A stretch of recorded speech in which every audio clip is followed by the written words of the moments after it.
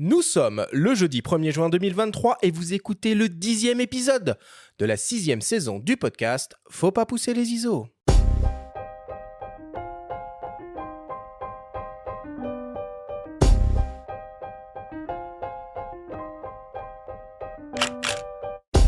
Bienvenue sur Faut pas pousser les ISO, le podcast hebdo pour tous les passionnés de photos et de vidéos. Je suis Arthur Azoulay, j'anime cette émission avec mon ami le journaliste Benjamin Favier. Cette semaine, on parle de la photo noir et blanc prise avec un appareil monochrome. Nous recevons de nouveau et pour notre plus grand plaisir le photographe Jean-Christophe Béchet, avec qui nous allons essayer de comprendre pourquoi le noir et blanc fascine tant les photographes et quels sont les avantages à utiliser un boîtier 100% monochrome. Cette émission est présentée par le Pentax K33 monochrome, le réflexe conçu par Ricoh Imaging exclusivement dédié à la prise de vue en noir et blanc.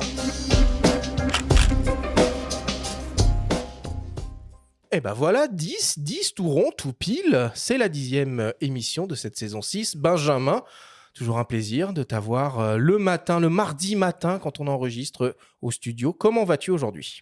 Eh ben, tout va bien, Arthur. Alors, par contre, je me posais une question en venant ce matin, parce que mardi matin très ensoleillé, est-ce que l'absence totale de nuages est un atout, est exploitable pour les aficionados du noir et blanc ? Oh bah ça, on va en parler avec Jean-Christophe tout au long de l'émission. Salut Jean-Christophe, merci d'avoir accepté de nouveau notre invitation à venir causer dans la petite boîte avec nous. Bonjour, c'est avec volontiers que je suis là. Avec volontiers. Mais qui est ce volontiers ?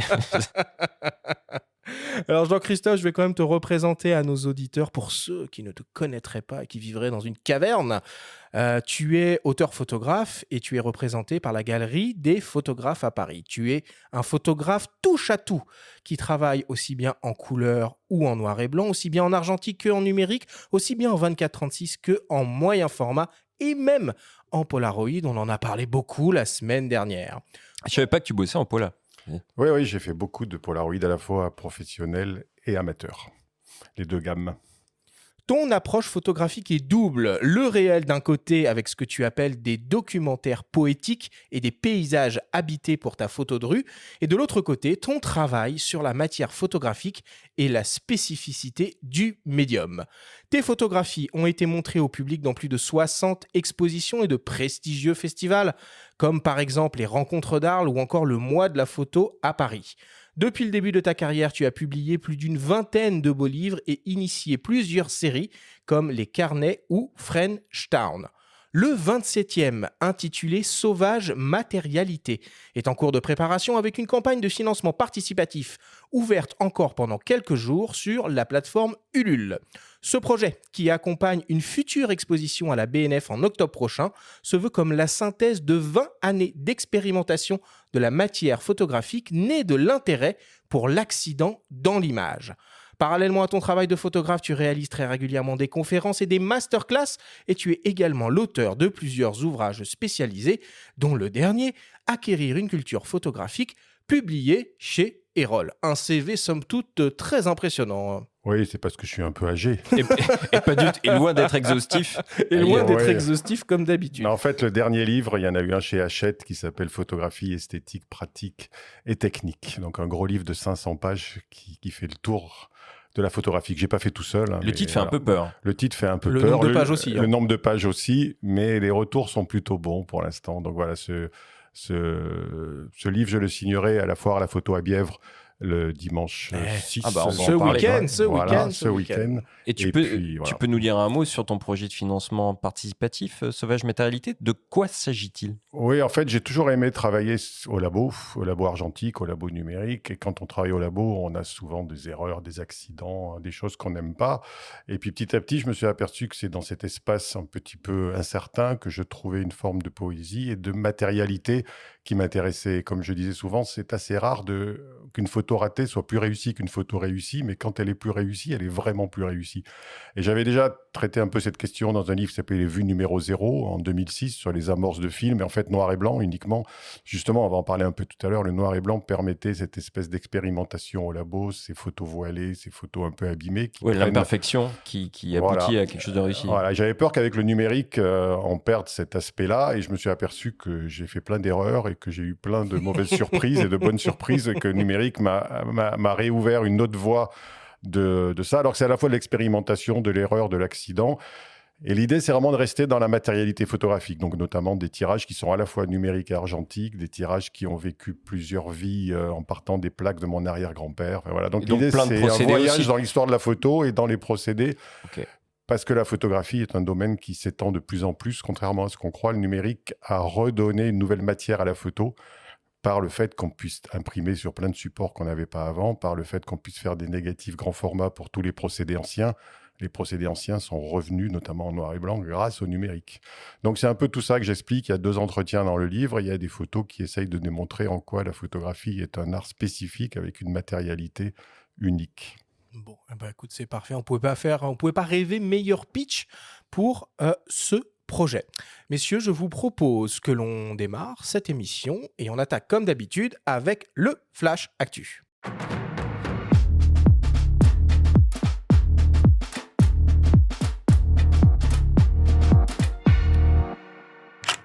Cette semaine, dans le Flash Actu, Leica lance la 3e génération de son compact légendaire. Canon annonce un nouveau boîtier et une nouvelle optique, et l'édition 2023 de Visa pour l'image commence à se dévoiler. Le Flash Actu vous est présenté par Fox.fr, le site des spécialistes de l'image. Leica lance la 3e génération de son célèbre compact expert à focale fixe et capteur 24-36 mm. Le Q3 exploite désormais un nouveau capteur, celui utilisé dans le M11, de 60 millions de pixels qui offre 3 définitions, 60, 36 et 18 millions de pixels grâce à la technique du pixel binding et qui est associé au processeur Maestro 4. L'appareil peut monter jusqu'à 100 000 ISO et dispose d'une obturation mécanique jusqu'au 1/2 millième de seconde et jusqu'au 1/16 millième de seconde grâce à une obturation électronique. On retrouve aussi le nouveau autofocus hybride à détection de phase et de contraste avec détection du sujet qui provient probablement de Lumix dans le cadre de la L-Square Alliance. Le boîtier fait également la part belle à la vidéo avec la présence du 8K C8K 30p 420 10 bits et via la sortie HDMI, on accède à du 422 et au Apple ProRes en Full HD 60p. On retrouve le design et l'ergonomie ultra minimaliste comme sur le Q2 avec la présence d'un très beau viseur électronique OLED de près de 6 millions de pixels déportés et désormais d'un écran arrière inclinable pour des prises de vue simplifiées en plongée ou contre-plongée. L'appareil est protégé contre les intempéries avec la certification IP52. Le boîtier intègre aussi la recharge par induction avec l'utilisation de la poignée optionnelle et de la base de recharge. Niveau optique, on retrouve le grand angle Sumilux 28 mm f1.7 asphérique. Le nouveau Leica Q3 est proposé au prix de 5 960 €. On n'arrête plus Canon qui continue de développer sa gamme d'hybrides APS-C et 24-36 mm. Aujourd'hui, le constructeur annonce un nouveau modèle entrée de gamme APS-C, le R100. Au programme, un boîtier ultra compact et léger équipé d'un capteur APS-C de 24 millions de pixels non stabilisé, associé au processeur d'image Digic-8 capable de monter jusqu'à 12 800 ISO et affichant une cadence de 3,5 images par seconde en rafale. On retrouve le dual pixel avec détection et suivi des animaux et véhicules. En vidéo, on dispose de la 4K 30p et un ralenti 120p en HD. Niveau ergonomie, l'EOS R100 est très léger et affiche sur la balance 336 grammes avec batterie et carte mémoire. Il dispose d'un viseur électronique et d'un écran arrière fixe. Parallèlement, Canon annonce aussi une nouvelle optique Pancake, un 28 mm f2.8 STM RF, capable de couvrir donc le format 24-36 mm. L'objectif pèse seulement 120 grammes et mesure moins de 2,5 cm d'épaisseur. Le nouveau Canon EOS R100 sera disponible début juin et proposé en kit avec un RFS 18-45 mm au prix de 699 € et le Canon RF 28 mm f2.8 STM RF sera disponible en juillet et proposé au prix de 359 €. Et enfin, pour terminer, la 35e édition du Festival international du photojournalisme Visa pour l'image se déroulera du 2 au 17 septembre prochain dans la ville de Perpignan. Au programme, ce sera pas moins de 25 expositions offertes aux visiteurs, avec notamment la présence du travail de Yann Berry de Magnum Photo avec son projet Water, de Gilles Clark pour l'Ocha et le New York Times avec son projet Sans eau, nous mourrons, de Tyler Hicks pour le New York Times avec son projet Bakhmut, une ville en guerre, de Paolo Pellegrin pour Magnum Photo avec une rétrospective de toutes ses expositions à Visa, et de Natalia Saprunova, la lauréate de la bourse Canon de la femme photojournaliste en 2022. Outre les expositions, on retrouvera également les fameuses soirées de projection au Campo Santo, les nombreuses remises des prix, des rencontres avec des photographes, des tables rondes et des lectures de portfolio.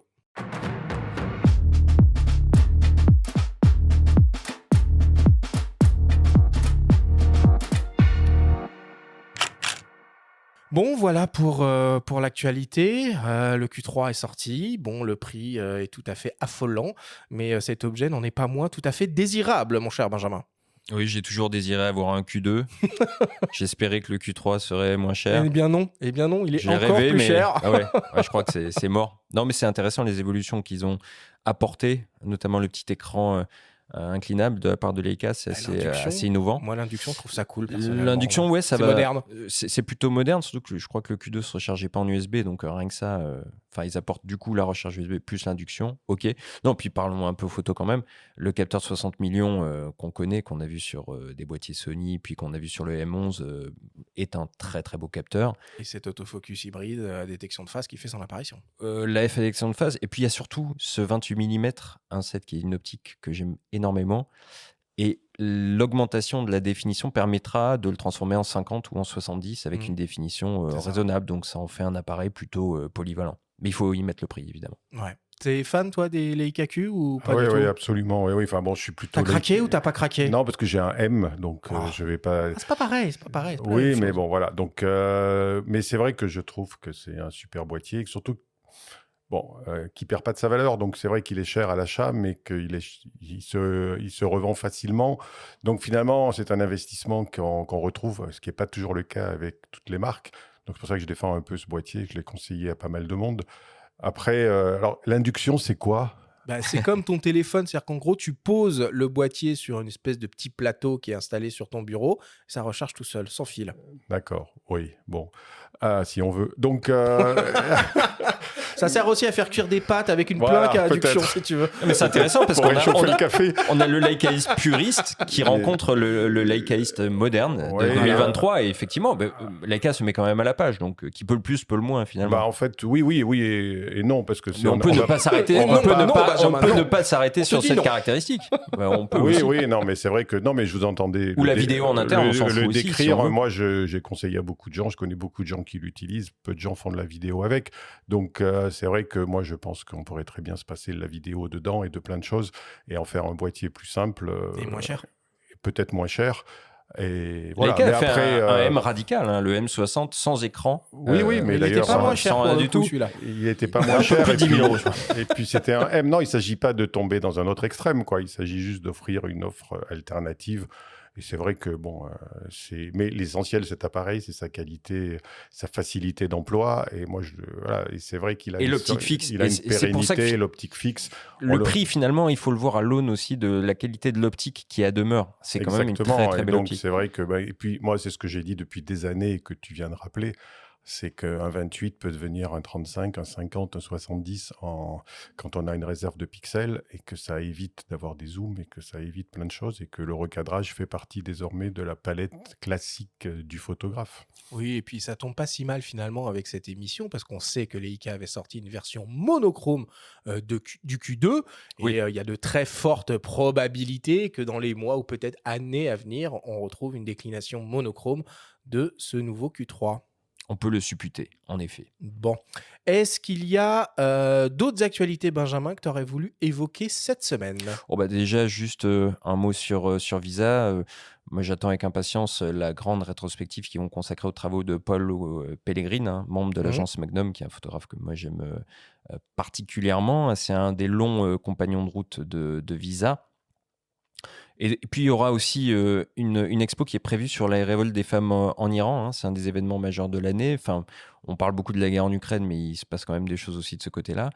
Et cette année, Jean-François et ses équipes prévoient aussi de revenir sur l'intelligence artificielle, suite à ce qui s'est passé évidemment il y a 2 ans désormais, que Jonas Bendixen et tout ce qu'on voit un petit peu dans divers festivals, notamment les Sony World Photography Awards, une intelligence artificielle qui est parfois utilisée de manière abusive. Là, il y aura a priori des débats autour de ça lors de la prochaine édition. Bon, et moi je veux juste préciser, on l'a évoqué avant ce Flash Actu, ce week-end, hein, donc samedi et dimanche, pour les fans de photos, les fans de brocante et les fans de saucisses frites, il y On a te voit venir. la foire, comment ça s'appelle? La foire internationale de la photographie de Bièvre, je crois que ça s'appelle comme ça. Voilà, on dit Bièvre. Bièvre, En tout cas, c'est à Bièvre, C'est à apparemment. Bièvre, c'est super cool. Enfin, c'est généralement, il fait super beau. Il y a plein d'exposants qui viennent de toute l'Europe proposer du matos ancien et moins ancien.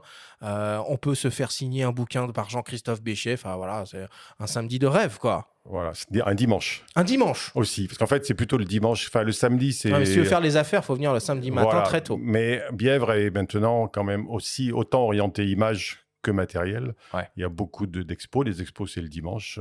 Et tous les livres, il y a aussi beaucoup de tirages anciens, des livres. Et toute cette partie-là, qui pour être franc m'intéresse beaucoup plus, c'est le dimanche. Donc moi, j'y serai le dimanche à la librairie de Bièvre pour la signature de ce nouveau livre chez Hachette. Mais je pense qu'effectivement, le dimanche est un jour où on a à la fois le matériel et à la fois l'esthétique. Effectivement, le samedi est mieux si vraiment on veut chercher des choses. Il faut y aller à 4 heures du matin derrière les camions. Mais sinon, au cul du camion. je conseille Plante la plutôt tente. le dimanche pour une vue complète de la photographie, et technique et esthétique. Bon, allez, on clôt le Flash Actu là-dessus. On passe à la suite. Benjamin, comme d'habitude, c'est le moment de ta chronique hebdomadaire, de ta story. Et cette semaine, tu nous parles d'une série d'autoportraits cultes signés Samuel Fosso, pour la première fois exposée dans une galerie d'art. La story vous est présentée cette semaine par le Pentax K33 monochrome, l'art de la prise de vue en noir et blanc.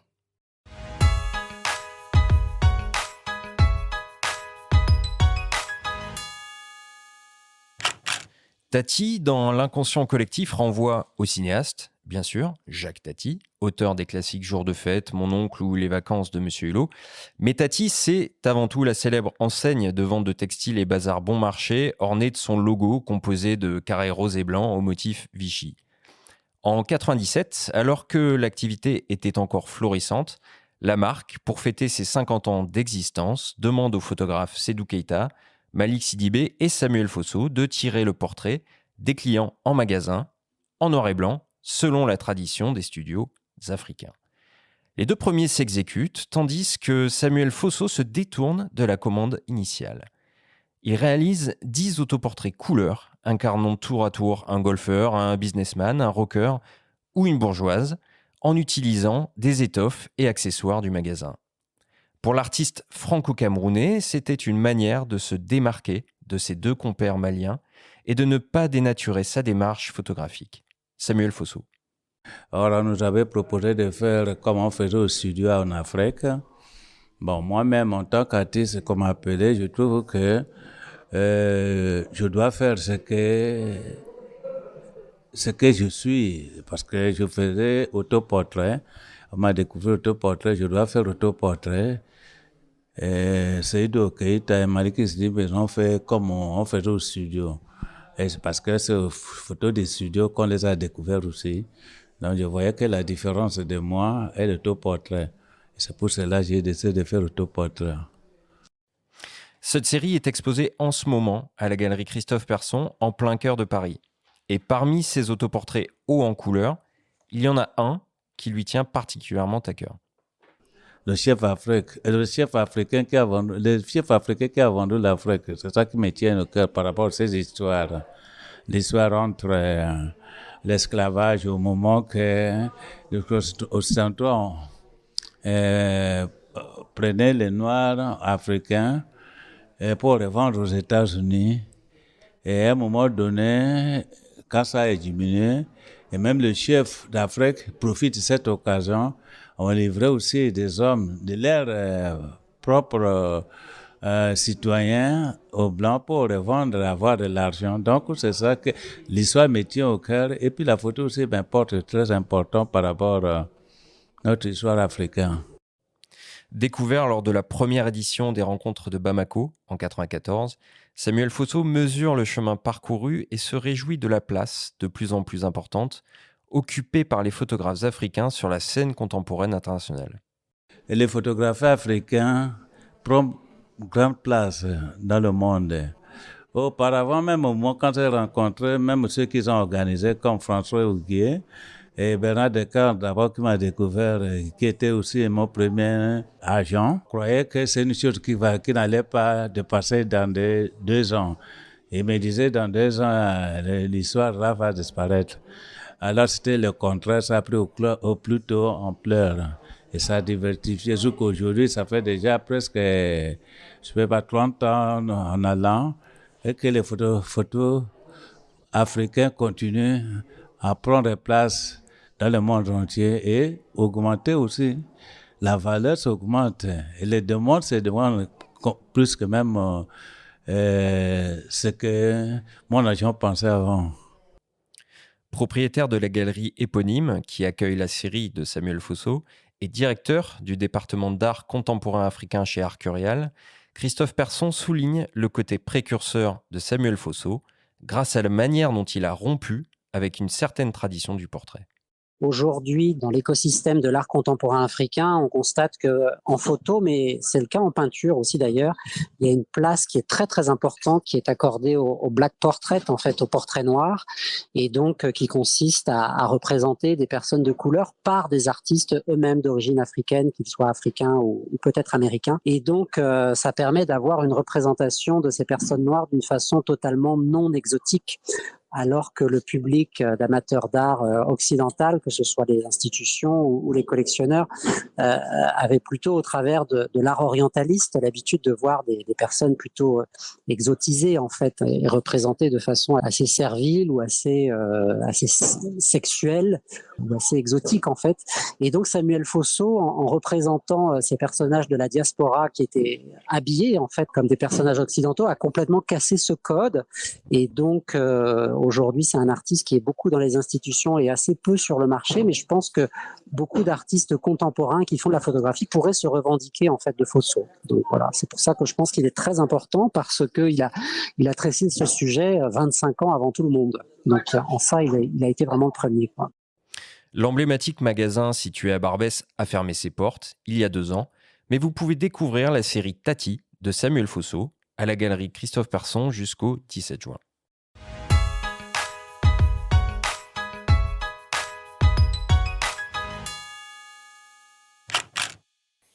Dis-moi, Benjamin, c'est pas la première fois qu'on parle de Samuel Fosso. Il y avait eu une grande exposition de mémoire à la MEP. Oui, une grosse rétrospective consacrée à Samuel Fosso en 2021 à la MEP. Samuel Fosso, c'est un parcours un peu atypique, hein. Il a grandi en étant en partie paralysé des jambes et il a fini par être guéri par son grand-père.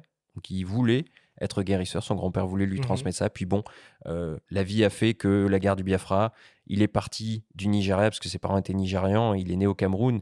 Et il est parti en Centrafrique. Il a découvert, il a été apprenti dans un studio photo, les studios photo africains traditionnels qui proposaient des portraits noirs et blancs. Et c'est comme ça qu'il a été, de fil en aiguille, découvert par le photographe Bernard Descamps en remportant le premier prix à la Biennale de Bamako en 1994 lors de la première édition. Et c'est pour ça qu'il a été découvert en même temps que Malik Sidibé, Sédou Keïta.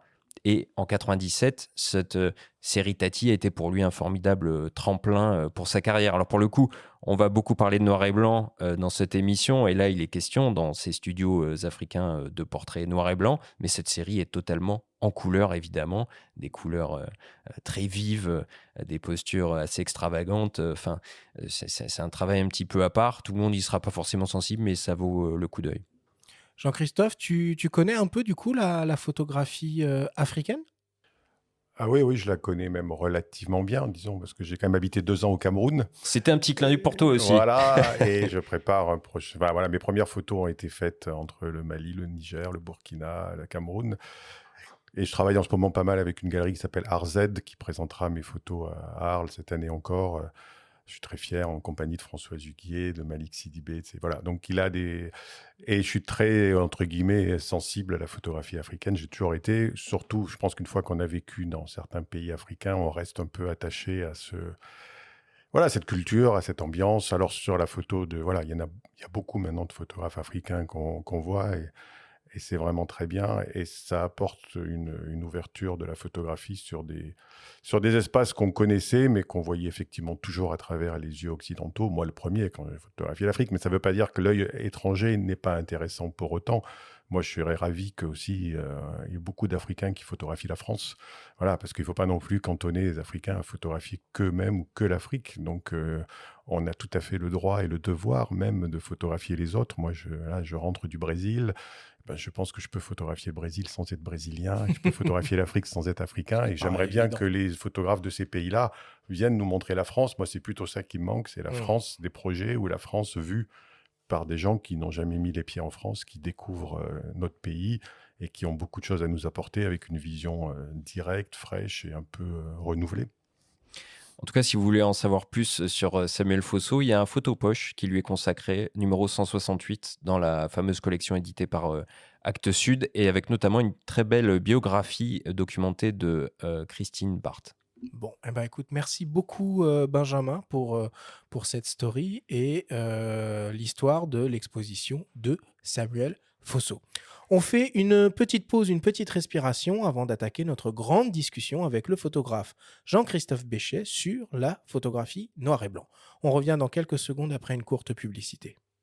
MPB, partenaire historique du podcast Faut pas pousser les ISO, la plus grande plateforme en ligne du monde pour acheter, vendre et échanger du matériel photo et vidéo d'occasion. C'est aussi et surtout le moyen le plus sûr et responsable de le faire. Chaque article est vérifié et approuvé par un spécialiste avant d'être mis en vente sur le site. Et chaque article est accompagné par une garantie de 6 mois à l'achat. Pour découvrir MPB et ne plus avoir de mauvaises surprises avec du matériel défaillant à l'arrivée, comme sur beaucoup de sites, vous pouvez utiliser le lien qu'on a mis en description de ce podcast et sur notre site. Nous sommes de retour dans Faut pas pousser les ISO avec le photographe Jean-Christophe Béchet pour parler de la photographie noir et blanc avec un appareil monochrome. Alors, avant d'entrer dans le vif du sujet, on va essayer finalement de s'interroger sur la fascination des photographes, toujours de nos jours, pour la photographie noir et blanc. Dans le temps, le noir et blanc était une contrainte, car finalement la photographie couleur n'existait pas. Aujourd'hui, ce n'est évidemment plus le cas et de nombreux photographes aiment toujours à capturer le monde en niveau de gris. Certains constructeurs ont même décidé de proposer des boîtiers uniquement conçus pour cet usage. On vous propose d'écouter le témoignage de Cyril Thomas, le directeur général de Leica Caméra France. Il nous parle de la philosophie Leica en termes de boîtiers monochromes et nous dresse le portrait des photographes qui les utilisent. Alors, je pense qu'il y a toujours énormément de gens qui sont intéressés par le noir et blanc, tout simplement parce que le noir et blanc, c'était le début de la photographie. Et dans le noir et blanc, il y a toute une émotion, il y a toute une nostalgie qui fait que de nombreux photographes font leurs images en noir et blanc. Et chez Leica, on est très conscient de cet aspect. On a développé le premier appareil photo en format 24-36 en 1914. On a suivi tous les grands photographes du XXe siècle avec des images en noir et blanc qui étaient absolument exceptionnelles. Et de nombreux grands photographes du XXe siècle utilisaient des Leica, comme de nombreux grands photographes du XXIe siècle.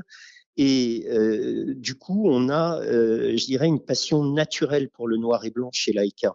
Et au niveau des appareils numériques avec des capteurs qui ne font que du noir et blanc, en fait, on a commencé à produire ce genre d'appareil photo en 2012 avec le M9 monochrome. Et on a très tôt senti qu'il pourrait y avoir un intérêt assez fort pour une niche quand même assez importante de consommateurs sur des appareils qui ne feraient que du noir et blanc. On a fait 4 M monochrome depuis le début du monochrome sur les séries M et on vient de sortir le M11 monochrome maintenant en 2023. Si nous avons fait ce type de produit, c'est tout simplement on s'est rendu compte qu'on pouvait avoir une qualité largement supérieure en noir et blanc en ayant des capteurs dans les appareils photo qui ne fassent que du monochrome. Et on arrive à avoir des images qui sont plus définies, plus piquées, avec toutes les nuances de gris du blanc au noir. Et je pense aujourd'hui qu'on a, entre le Q2 monochrome et le M11 monochrome, des produits qui donnent des images qui sont absolument époustouflantes. Bon, il dit beaucoup de choses, Cyril, beaucoup de pistes de réflexion qu'on va essayer de développer tous les trois. Toi, Jean-Christophe, tu travailles aussi bien en couleur que en noir et blanc. Qu'est-ce qui te fait décider d'aborder un projet, un sujet en noir et blanc plutôt qu'en couleur? Bah, disons que moi, dès ma formation, et on me l'avait reproché à l'époque à l'école de photo, j'ai toujours fait couleur et noir et blanc en même temps. Donc à l'époque, en argentique, ça impliquait d'emporter 2 appareils et 2 systèmes. Et moi, c'était un petit peu, j'ai toujours eu envie de mixer les deux. J'ai jamais compris pourquoi il fallait choisir uniquement l'un ou uniquement l'autre. C'est vrai qu'en argentique, vous l'avez dit tout à l'heure, la vraie différence, c'est qu'avant, en photographie, on commençait par le noir et blanc, pas tellement par des raisons esthétiques, mais des raisons pratiques, c'est-à-dire que c'était moins cher, on pouvait le développer, on pouvait le travailler. Et on revient sur ce que j'ai dit tout à l'heure, c'est une matière en noir et blanc en argentique. En couleur, on était assez tributaire de développement automatisé, de tirage. On n'avait pas un choix énorme de papier. De tirer soi-même, c'était assez compliqué. En couleur, je l'ai fait, le Cibachrome, mais c'était quand même un lourd processus avec des résultats pas toujours exceptionnels si on n'était pas un très très grand tireur. Alors que le noir et blanc avait ce côté bricolage, ce côté pas trop cher et apprentissage de la photo. Et donc moi, c'est vrai qu'au début, j'ai commencé avec les deux parce que d'abord, tout le monde dans une école de photo faisait du noir et blanc et moi, j'étais plutôt intéressé par la couleur au départ. Mais le noir et blanc était un peu un passage obligé et rapidement, j'ai fait les deux. Et après, effectivement, la question se pose, qu'est-ce qu'on photographie en couleur, qu'est-ce qu'on photographie en noir et blanc? Alors, d'emblée, pour moi, il n'y a pas de sujet pour le noir et blanc et de sujet pour la couleur. J'ai fait des stages et tout ça, j'ai toujours lutté contre. Il n'y a pas de raison absolue de dire ça, c'est pour le noir et blanc, ça, c'est la couleur. La pire erreur, à mon sens, c'est de se dire il n'y a pas de couleur dans le sujet que je vois, donc je vais le photographier en noir et blanc ou je vais désaturer maintenant. Donc, pour moi, c'est vraiment l'erreur de base. Non, le noir et blanc est une forme d'expression. Souvent, je compare à la musique. On peut jouer du violon et du piano, on peut mixer 2 instruments. Voilà. Donc, ces 2 instruments, il y a des moments où on sent que le noir et blanc va être plus performant. Après, on développera un peu, je vous dirai pourquoi. Voilà. Mais c'est vrai qu'il y a aussi l'idée que tout à coup, on se dit ce sujet, je vais mieux pouvoir l'exprimer en noir et blanc. Et si je prends l'exemple, j'ai fait relativement récemment, il y a 2-3 ans, un livre, alors justement avec le Leica monochrome, le premier, le M9, dont on parlait précédemment, à Cuba, à la Havane, parce qu'à la Havane, je trouvais que les couleurs, justement, n'allaient pas dans le sens de ce que je voulais raconter sur la Havane. Je voulais une espèce de mélodie crépusculaire, quelque chose d'un peu mélancolique. C'est ce que je ressentais à la Havane, et j'avais l'impression que les couleurs, même en ne cherchant pas les couleurs extrêmes, donnaient un peu trop de spectaculaire, et les gens voient tout de suite les couleurs, la voiture rouge, les vêtements verts, jaunes, le ciel bleu. Et donc, globalement, quand les gens voyaient mes photos, ils me disaient « Ah oui, de belles couleurs ». Mais c'est pas ça que je voulais raconter. Je voulais raconter un état des lieux, une psychologie, ou du moins ce que je ressentais dans ce pays. Et le noir et blanc m'a permis justement de m'évader de cette première vision et d'entrer dans quelque chose qui me paraissait, entre guillemets, plus en accord avec ce que je voulais raconter. Et le monochrome poussé a été parfait, puisque je n'ai jamais vu les photos en couleur. Donc, j'ai même pas l'histoire d'un regret de se dire tiens, celle-là, elle peut marcher. Non, c'est radical. C'était du noir et blanc. Je pensais noir et blanc. Je voyais noir et blanc. Et pendant mes 3 derniers voyages à la Havane, je me suis concentré sur le noir et blanc. Et pourtant, là, sous nos yeux, on a différentes planches contact qui sont développées juste au retour de ton séjour récent au Brésil. Et là, il y a de la couleur qui se mêle au noir et blanc, finalement. Tu reviens un petit peu à ce que tu disais lors de ta Oui, parce formation que à l'école là, photo. je suis pas sûr j'ai pas spécialement envie de faire c'est sur Rio, en l'occurrence. J'ai plutôt envie de mélanger couleur et noir et blanc sur Rio. Mais là, tu avais 2 appareils différents, du coup. Voilà. C'est-à-dire que sur une même scène, tu pouvais envisager à la fois la couleur Moi, et le noir j'ai et blanc. toujours 2 appareils différents, même en numérique. Si je fais couleur et noir et blanc, je le fais jamais avec le même appareil, parce qu'il y a l'idée d'abord, j'ai toujours 2 ou 3 appareils avec moi, et ensuite, j'aime bien cette idée de contrainte. C'est un peu peut-être ce qu'on peut dire aussi sur l'idée de ces boîtiers monochromes. C'est-à-dire que je pense que la contrainte libère en photographie, que si on peut tout faire tout le temps, on finit par se noyer. Là-dessus, je suis complètement d'accord avec toi. Moi, je suis un grand partisan de la théorie de la contrainte. Voilà, mais la contrainte qu'on se donne soi-même, c'est-à-dire que c'est pas quelqu'un qui va t'imposer de faire que du noir et blanc, c'est toi qui te donnes des contraintes. Et si tu te donnes une contrainte d'un seul objectif ou deux, voilà, si tu commences à emporter 12 objectifs, 12 zooms, 7 appareils, tu sais pas si tu veux faire du moyen format, du 24-36, de la chambre, tu te noies et tu fais plus rien, quoi. Là, je prends un exemple extrême, évidemment. Et donc, c'est vrai que la logique du monochrome, c'est ça aussi, c'est d'avoir une espèce de concentration, de ne pas se disperser, parce qu'avec le numérique, on a tendance à très facilement se disperser et se laisser séduire par plein de choses, parce qu'on peut faire beaucoup de photos, on peut tout essayer, clair, foncé, surex, sous-ex. Il y a aussi le côté que c'est gratuit, donc on se laisse plus aller, quoi. Donc, c'est pour ça que ce que tu vois là, en ce moment, là, c'est des planches contact argentiques. C'est vrai qu'en argentique, on va un peu plus se contrôler, parce que derrière, si on revient avec 72 films... il faut payer le développement, et les planches contact et les numérisations quand même, si on numérise après, ou les tirages. Mais pourtant, finalement, les choses, les gens, les objets, les situations et même les paysages, d'un certain point de vue, ils rendent différemment en noir et blanc et en couleur. Il y a une notion un peu subjective, dans certains cas, d'esthétisme exacerbé sur la photographie en noir et blanc. Est-ce que tu serais capable de nous expliquer pourquoi? Alors, oui, en fait, ce qui se passe, à mon avis, alors là, tout ce que je vais dire est très subjectif, hein, mais c'est quand même basé sur un peu 30 ans d'expérience et un peu... Le noir et blanc est une matière qu'on peut plus retravailler que la couleur. Et pour moi, par exemple, le noir et blanc, ce qui est fondamental dans le noir et blanc, c'est le ciel. Quand on photographie un paysage, c'est-à-dire qu'un ciel... On n'a qu'à voir les photos de Salgado, les photos même de Willy Ronis ou d'autres. C'est vrai que un ciel gris peut devenir très sombre. Alors, tout à l'heure, tu parlais des nuages, on peut dramatiser. Plus facile. En couleur, on ne peut pas tellement dramatiser un ciel. Un ciel bleu, s'il devient bleu foncé, Tu peux le saturer. il devient artificiel. Enfin, je veux dire, en noir et blanc, le noir ne vient... voilà. On peut mélanger la photo de nuit et la photo de jour. En plein soleil, en contre-jour, et une photo de nuit en lumière électrique, en noir et blanc, c'est la même ambiance. Enfin, on a une souplesse de travail et donc, effectivement, une possibilité d'esthétisation. Après, en couleur, je vois énormément d'esthétisation actuellement, en poussant les curseurs de saturation, en essayant des traitements aussi. Mais la vraie différence pour moi, pour le noir et blanc, c'est cette capacité, effectivement, notamment sur les ciels. Et moi, bon, après, il y a des comment dire, des comportements individuels, comme toujours dans la photographie, hein, quand c'est un acte de création individuelle, entre guillemets, il y a des moments, par exemple, j'aime pas le ciel bleu en couleur. J'ai un vrai problème avec, je trouve que le ciel bleu est une erreur photographique dans beaucoup de cas. C'est la nature, quand même.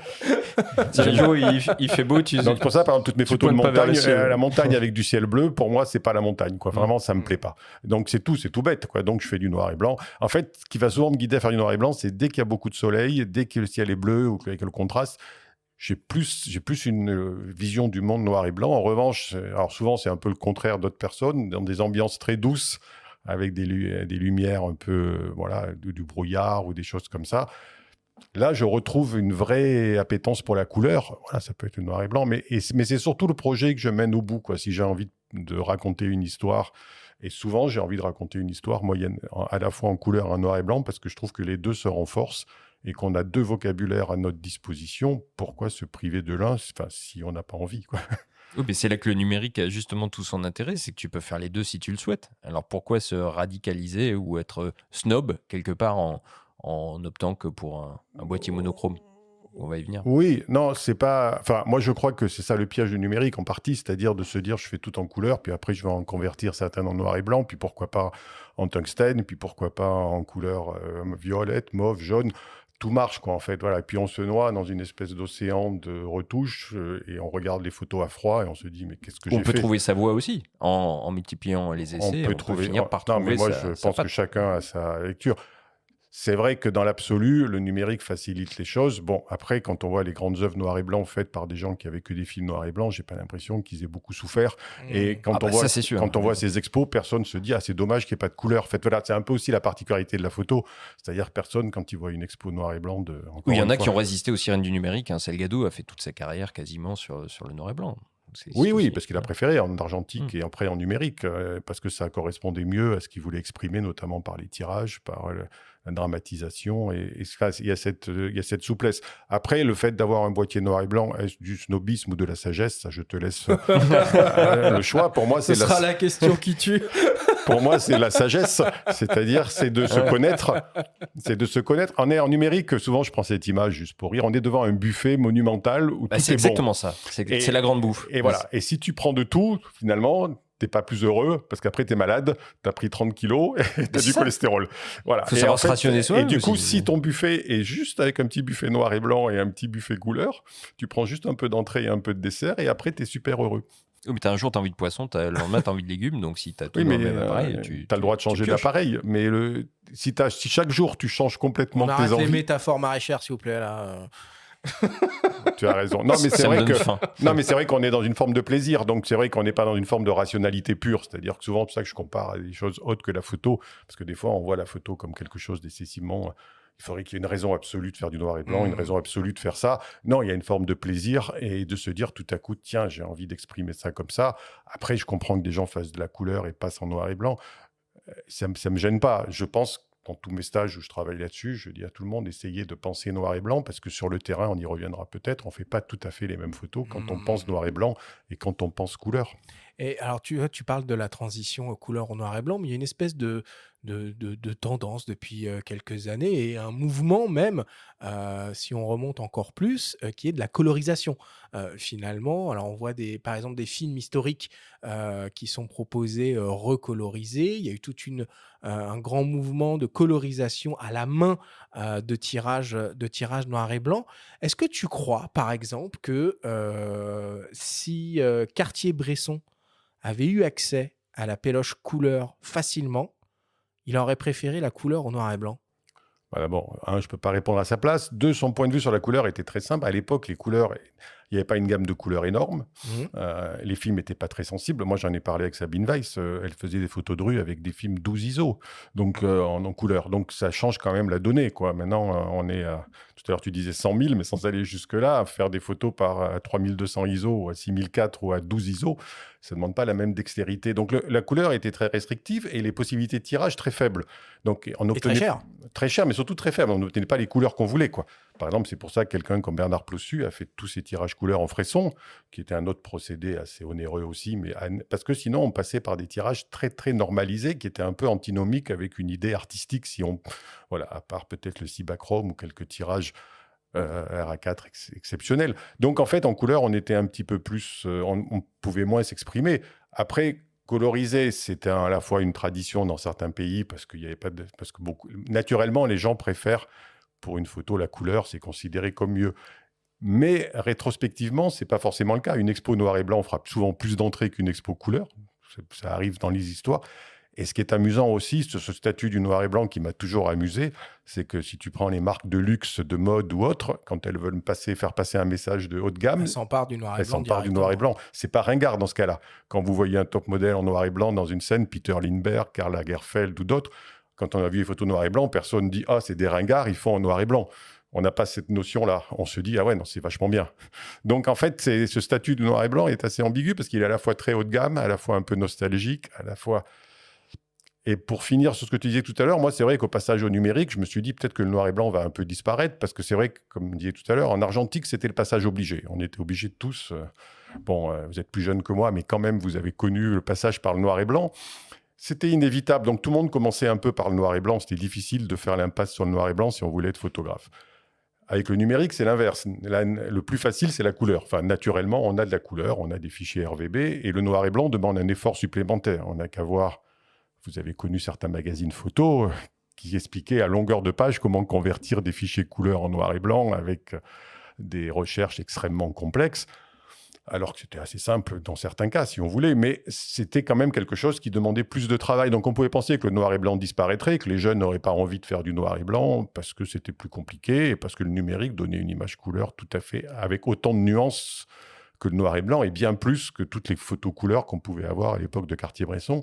Eh bien non, malgré ça, le noir et blanc est revenu en force et s'est imposé, entre guillemets, est revenu par la petite porte au point de ces boîtiers monochromes et que maintenant on voit beaucoup de dossiers de photographes qui ont moins de 30 ans qui font du noir et blanc. Non, mais c'est ça qui est drôle quand même, c'est cette tendance maintenant qu'ont certains constructeurs à proposer des boîtiers entièrement monochromes. Donc non seulement il n'a pas disparu, mais il est presque tendance, quoi, le noir et blanc. Oui, mais pour le dire un peu crûment, c'est bien d'écouter aussi le goût des photographes. Par exemple, on n'a toujours pas de boîtier en numérique qui photographie en carré d'office.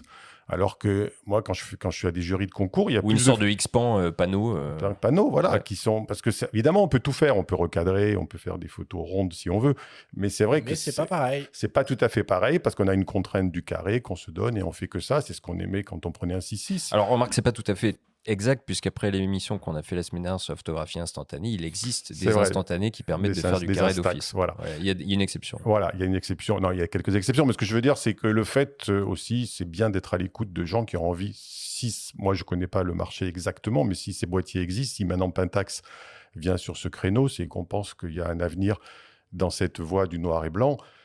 Et personnellement, je m'en félicite parce que plus il y a de boîtiers différents, moi, ce que j'ai toujours peur, c'est que tout le monde utilise le même appareil, le même réflexe avec le même zoom de base. Ça a toujours été entre guillemets, mon petit combat personnel de dire aux gens, non, mais arrêtez d'acheter la même chose tous, quoi. On est tous différents.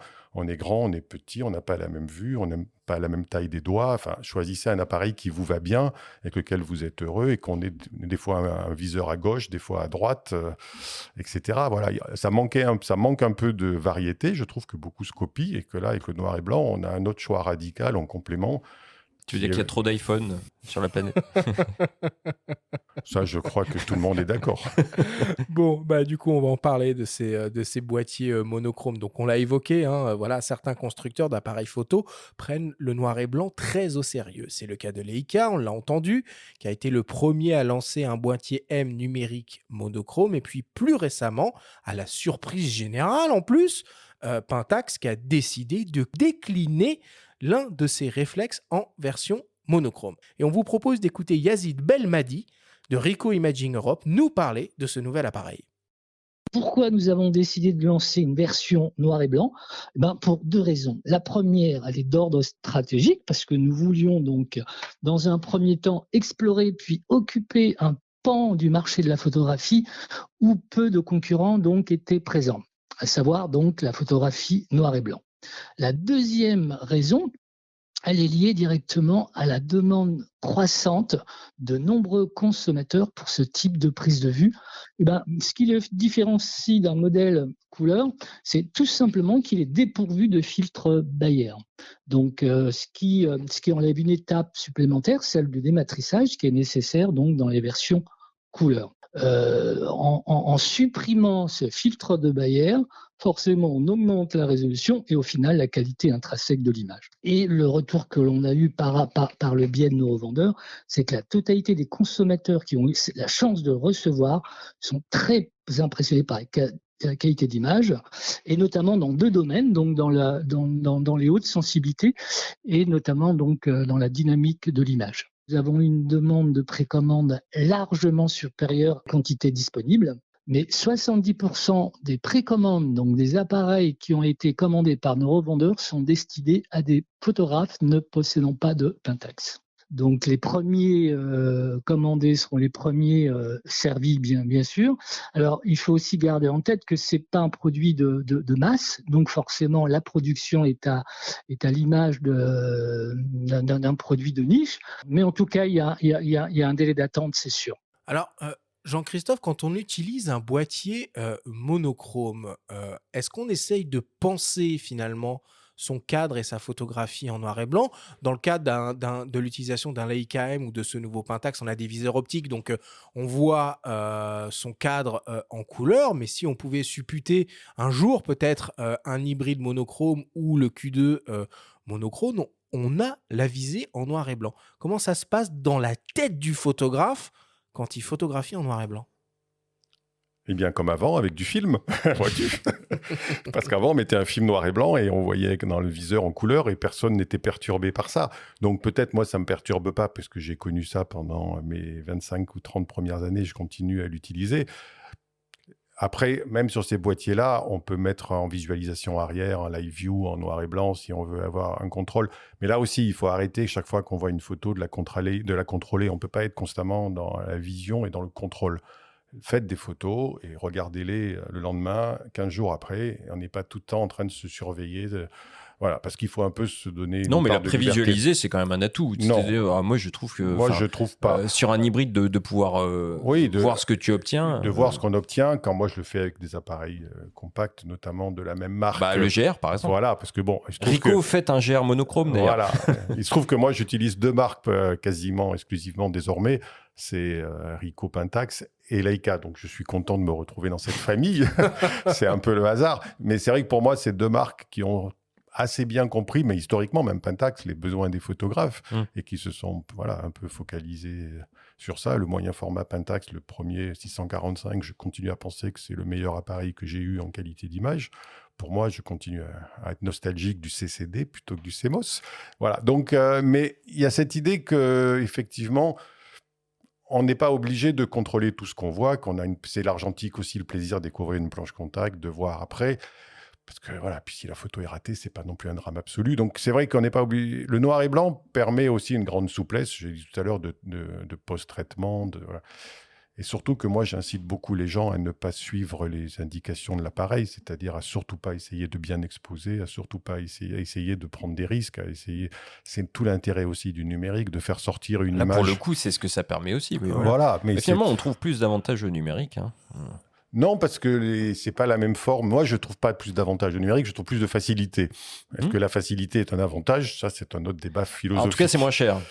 C'est moins cher. Mais c'est vrai que quand on est dans une logique noir et blanc, par exemple, argentique, c'est vrai théoriquement, il faut aller jusqu'au bout, c'est-à-dire faire du tirage argentique, et peu de gens peuvent le faire, quoi. Donc, moi, j'ai toujours mon labo argentique, donc je continue à être un des derniers à le faire. En numérique, on a surtout une gamme de tirages absolument extraordinaire. On en parlera peut-être après. C'est ça qui va donner du sens au noir et blanc. C'est-à-dire que le noir et blanc, c'est pas une prise de vue unique. C'est tout un processus qui va mener jusqu'au tirage avec les encres grises, voire avec la piezo sur des papiers assez incroyables. Non, ce qu'on peut peut-être dire, peut-être pour les plus jeunes générations qui n'ont pas cette éducation peut-être au regard noir et blanc argentique, c'est aussi de consulter des ouvrages et de s'inspirer. On prend Valparaiso de la Reine, Valparaiso qui est sur la côte chilienne, une ville très très colorée quand on y va, qu'il a sublimé en noir et blanc exclusivement. On peut évidemment consulter tous les ouvrages de Salgado, on peut regarder Les Gitans de Koudelka, ou des ouvrages comme ça qui aident à percevoir le monde en noir et blanc quand on ne le voit qu'en couleur au travers de son visée, de la visée réflexe. Ouais. C'est une décision personnelle en fait. Si on a envie de faire du noir et blanc, personne ne vous dira non, vous auriez dû le faire en couleur si c'est bon. Et pareil en couleur, comme moi je ne suis pas du tout contre la couleur, puisque je fais même plus de couleurs que de noir et blanc, peut-être en quantité. Mais c'est vrai que je pense qu'il faut éviter de voir le noir et blanc comme entre guillemets, une couleur désaturée. C'est surtout pas ça.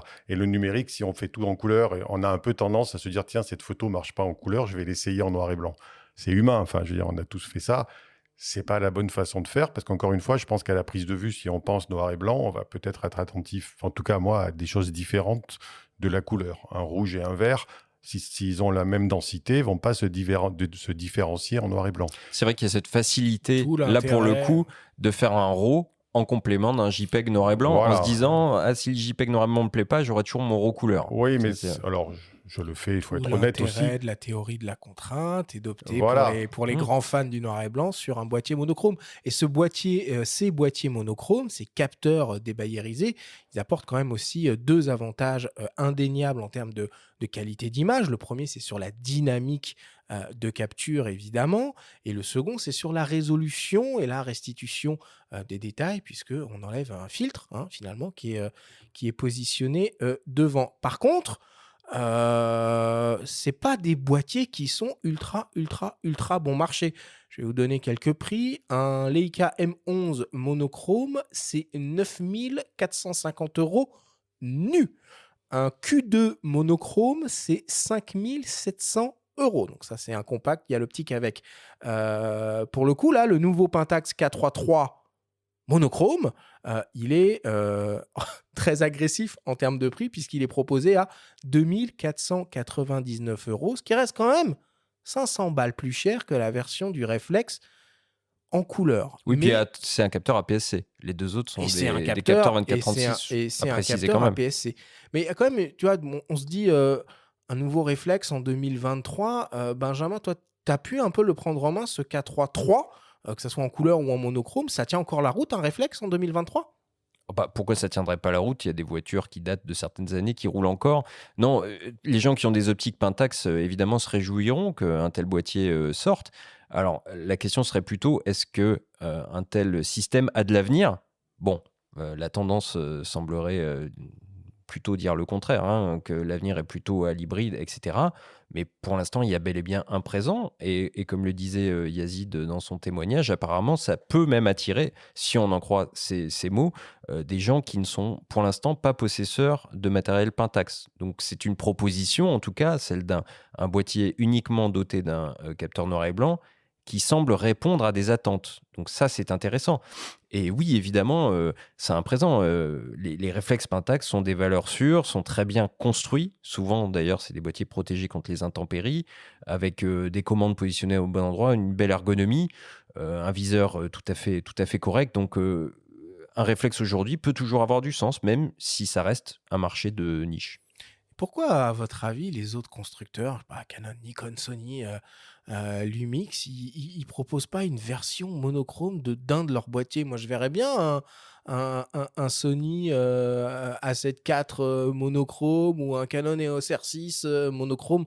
Enfin, ce serait cool, quoi. Ça serait différenciant.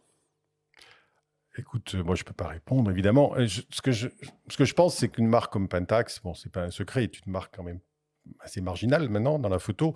Et moi, je suis assez convaincu que ce genre de marque doit se différencier. Ça sert à rien d'aller concurrencer Canon et Il faut faire Nikon des pas de côté. et d'autres sur leur terrain. Et c'est ça qui m'intéresse. Moi, c'est que j'ai plutôt envie d'aller chercher. Tout à l'heure, je crois qu'on doit parler d'un autre boîtier aussi extrêmement spécifique. Voilà, moi, j'aime bien les pas de côté. J'aime bien que ces marques aillent chercher autre chose. Le Ricoh GR3 a fait un pas de côté, je crois, excessivement réussi. Quand Fuji avait lancé le X100, je me souviens très bien, j'étais là, c'était considéré comme un risque énorme. Ça a peut-être sauvé la marque, finalement, la gamme X. Donc, des fois, des pas de côté se révèlent être, et des pas essentiels. Quant au fait que ça soit démodé, alors je ne sais pas quel est votre feedback et tout. Moi, je rencontre beaucoup de gens dans mes stages ou dans des conférences. Les moins de 40 ans, je mets cette barrière un peu arbitraire, 35-40 ans, la majorité, maintenant, sont en argentique dans mes stages. La majorité veulent faire de l'argentique. L'engouement des jeunes pour l'argentique. Tous ceux qui n'ont pas connu, tous ceux qui ont connu l'argentique avant sont en numérique, les plus de 40 ans, et tous les autres ont envie de faire. Alors après, ils scannent, tout ça, mais c'est étonnant. Donc c'est vrai qu'actuellement, un boîtier argentique, un Nikon FM2, un Yashica T5, un Ricoh GR argentique se vendent tout de suite d'occasion à un bon prix, un Bessa, tout ça. Donc, on peut imaginer que ces boîtiers Pentax, avec la gamme d'optiques qu'on va trouver à des prix excessivement faibles, de très bons objectifs pas chers. Des focales fixes limited qui sont de très Par belle exemple, facture. qui étaient un peu plus chers, mais même on peut prendre un 50, un 7 de la grande époque, ou d'autres qui sont très qualitatifs. On arrive à un équipement qui n'est pas beaucoup plus cher finalement, même si le boîtier est 500 € plus cher, on peut le combiner.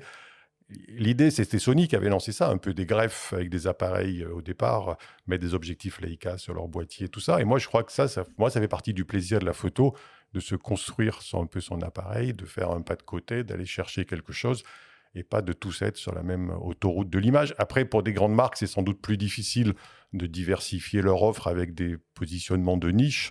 C'est comme dans l'industrie, il y a des choses comme ça. Il y a les marques, on doit dire mainstream, qui proposent ça, et puis d'autres qui essayent de trouver leur espace. Mais sur le même thème, tu vois, j'ai entendu ta news tout à l'heure, ça m'a amusé parce que ça fait des années que je défends les objectifs Pancake contre tous les techniciens qui, c'est vrai qu'ils sont un peu moins bons. Ils sont un peu moins bons que les autres, mais j'ai toujours aimé, j'ai toujours trouvé étonnant que certaines marques d'objectifs, entre guillemets, outsiders au départ, notamment Tamron, avec qui j'ai pas mal travaillé, je leur ai dit, mais faites du Pancake, il n'y en a pas chez Nikon, par exemple. Moi, j'ai acheté un Voigtlander pour mon Nikon parce qu'il n'y avait pas d'objectif 40, Pancake. oui, Voigtlander, c'est un formidable 40 f2, par exemple. Enfin, il y en a d'autres. Samyang en fait beaucoup. Moi, j'ai le 45 Nikon qu'ils avaient sorti à l'époque en mise au point manuel, mais il n'y en a pas. Donc, voyez où il n'y en a pas et sortez ça parce qu'il y aura un public, pas énorme, mais un public qui aura ça, alors que ressortir un 28-70 2.8 qui existe déjà, c'est très bien. Mais c'est vrai qu'il y a cette idée aussi d'offrir des possibilités alternatives, parce que moi, souvent, je suis dépourvu quand je dois conseiller des gens pour des objectifs pas trop chers. Parce qu'une des vraies motivations des gens, maintenant, c'est des appareils pas trop lourds, pas trop chers quand même. Et qui ne sont pas des smartphones. Et qui ne sont pas des smartphones. Alors que c'est vrai que sur les hybrides, on est quand même parti sur des objectifs de plus en plus lourds et de plus en plus chers, globalement. Si je vois les objectifs actuels, moi, je compare un 50 d'origine, entre guillemets, argentique d'avant, un 50 1.8 et même un 50 1.4, il est 2 à 3 fois plus petit que l'équivalent actuel. Oui, puis les pancakes, pour finir là-dessus, sont finalement à peine plus gros que des bouchons de monture. Absolument, Donc absolument. Et le succès, pour moi, j'ai toujours défendu les 40 chez Canon, 24 et 40 pancakes. Je suis content de voir qu'ils continuent. Et je pense que là, il y a des marges de possibilités avec d'autres objectifs. Et je pense que c'est particulièrement adapté à des boîtiers monochromes, justement dans cette logique assez radicale, une seule focale et un seul rendu d'image. Et encore une fois, le boîtier monochrome, ça ne veut pas dire parce qu'on en a un qu'on n'utilise que celui-là. On peut tout à fait avoir un autre... Enfin, c'est peut-être du luxe, mais c'est vrai qu'on a le droit d'avoir 2 boîtiers. Les boîtiers, notamment Leica, on les achète quand même pour une vie, quoi.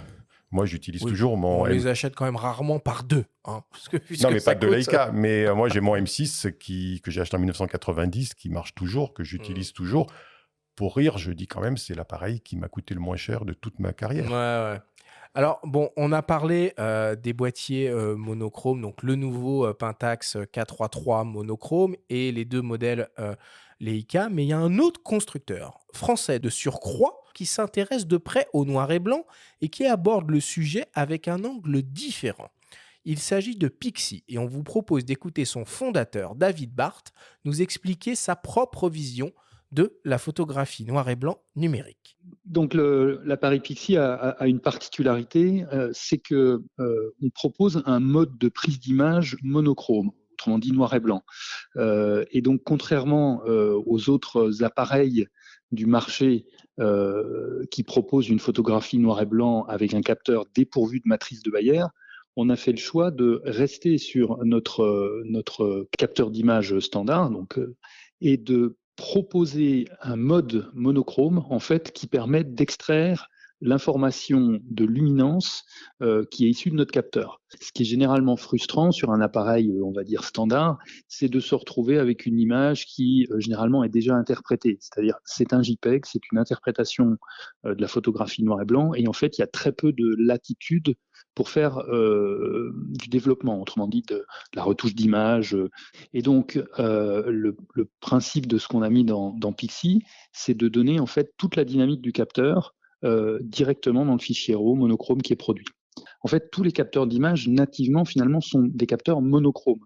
Et donc, ils sont simplement, pour la plupart, tous revêtus d'un système de filtre de Bayer qui va interagir avec la lumière qui arrive au niveau du pixel.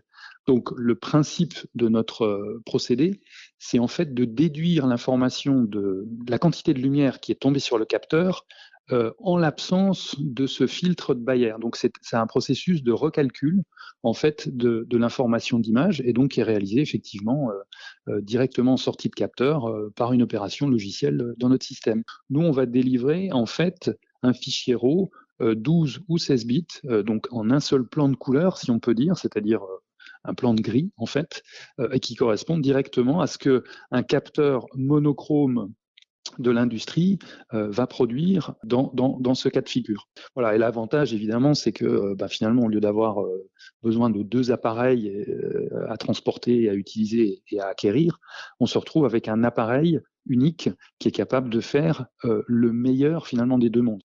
Bon, c'est assez malin finalement comme approche, ce qu'ils proposent chez Pixi. Alors sur le papier, c'est évidemment mieux que les modes noir et blanc intégrés dans tous les appareils photo numériques couleur, mais ça reste quand même moins bien qu'un boîtier 100% monochrome, notamment au niveau de la résolution de l'image, puisque même si en gros on fait le calcul inverse d'un dématrissage couleur, on a quand même ce filtre de Bayer qui vient un peu altérer objectivement la résolution de l'image. En tout cas, le Pixi il permet de sortir des fichiers RAW mono DNG en 12, 14 ou même 16 bits, ce qui sous-entend de belles perspectives en termes de post-production.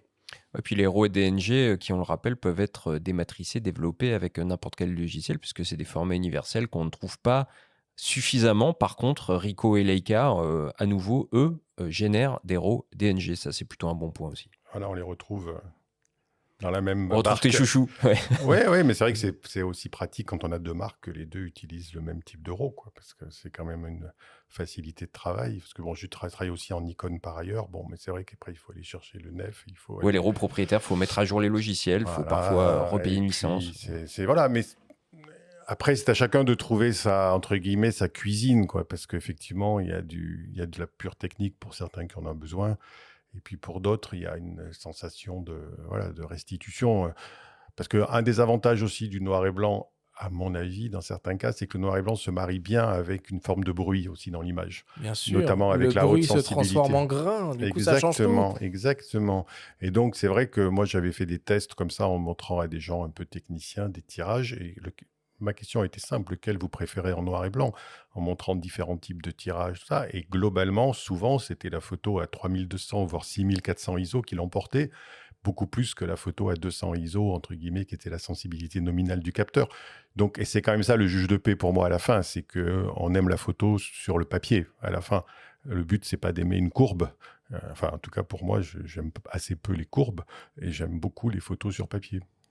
Bon, alors pour terminer, on va parler un tout petit peu de post-production en noir et blanc. Pour de nombreux photographes, ceux qui n'ont pas la chance, encore peut-être, d'avoir un boîtier monochrome, le passage en noir et blanc se fait donc après la prise de vue sur un ordinateur. Alors il y a une multitude de solutions et méthodes pour effectuer cette transition, et certains éditeurs de logiciels, comme le français, une fois de plus, Cocorico DxO, propose même des outils de simulation de films argentiques en noir et blanc. On écoute Fabrizio, le product owner de DxO Film Pack, nous expliquer comment ils ont réussi à modéliser le rendu de tous ces films légendaires. Donc effectivement, nous, on offre des simulations de films noir et blanc, et notamment des films un peu historiques et iconiques du noir et blanc, dans un produit qui s'appelle DxO Film Pack, qui a été la première fois introduit sur le marché en décembre 2006, et en fait qui a bénéficié on avait encore des pellicules qu'on avait essayé de sourcer autour du monde, de films qu'on tenait absolument à simuler. Ces films-là, ils ont été donc, on a shooté des mires, différents types de mires, différents types de chartes, de grilles, etc., pour pouvoir ensuite les scanner. Donc ça a été scanné à l'époque avec un scanner Hasselblad, un Imacon FlexTight pour les FANA, donc qui permettait d'avoir une profondeur d'échantillonnage en 16 bits, donc vraiment très très fine, et qui pouvait monter jusqu'à 50 mégapixels de définition. Et en gros, on a scanné ces films pour faire des balayages de régions uniformes et pour déterminer en fait le grain naturel des films afin de les modéliser pour pouvoir justement ensuite les restituer.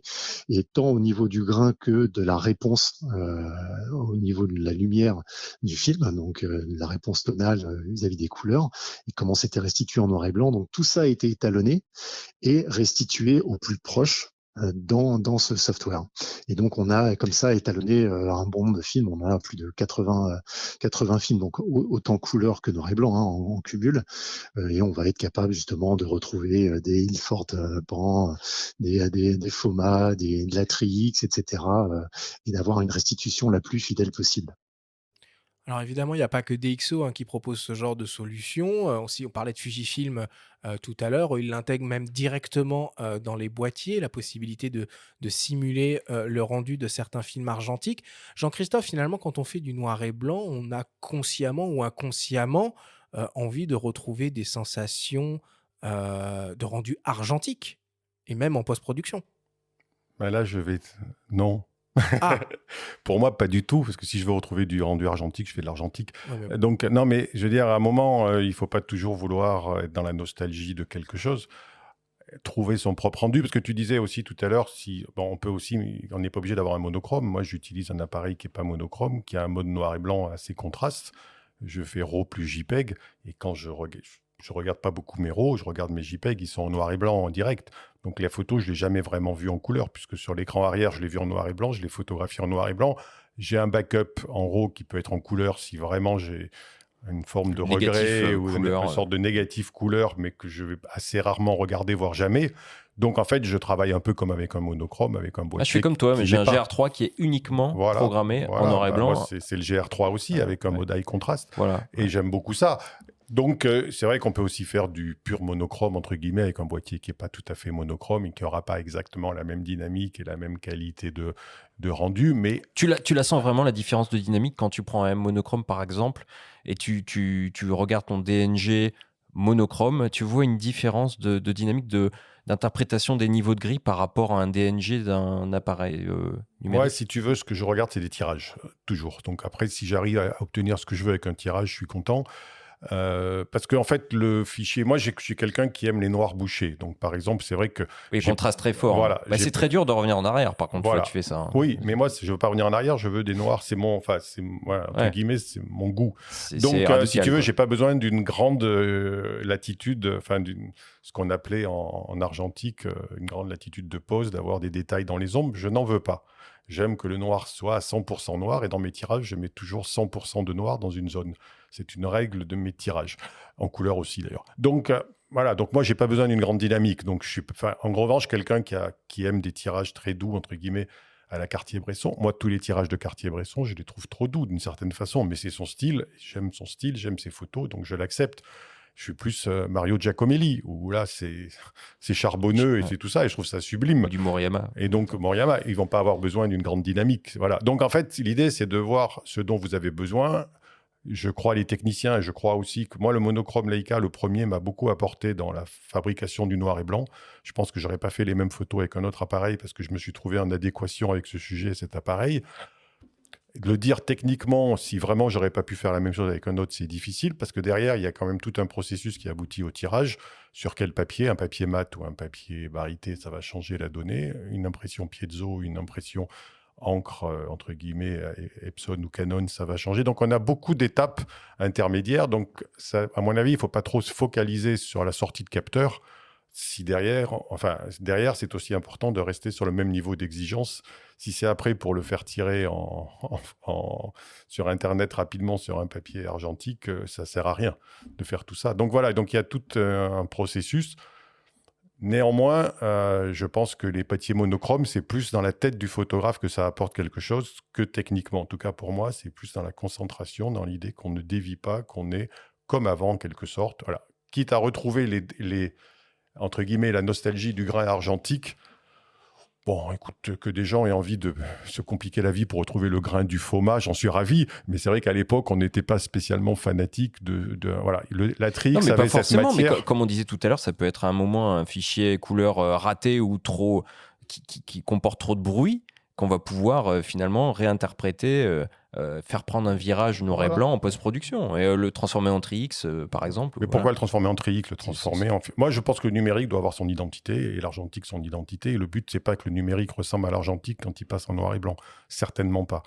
Et donc, dans mon livre, justement, j'ai une discussion avec un galeriste qui, lui, va même plus loin. Il pense que même la photo numérique, une espèce ne devrait même pas être imprimée, en fait. Et il devrait être que sur écran, puisqu'elle est faite pour l'écran. Donc, évidemment, c'est un point de vue que je ne partage pas du tout. Non, mais ce que je veux dire, c'est que c'est deux technologies qui ont des natures différentes. Le numérique a permis des tirages qu'on ne pouvait pas faire en argentique. Les papiers mat, comme ça, n'existaient pas. Donc, on a une autre matière. Pourquoi vouloir, sur un papier G-Dank Fine Art mat, Canson ou Annemuleux, avoir le rendu de la Trix qui n'a jamais été sur ce papier-là et donc on n'a jamais vu comme ça. Voilà, donc c'est totalement, à mon avis, c'est incompatible avec l'idée que moi je me fais du noir et blanc, c'est-à-dire il y a un nouveau noir et blanc qui est arrivé avec de nouvelles possibilités.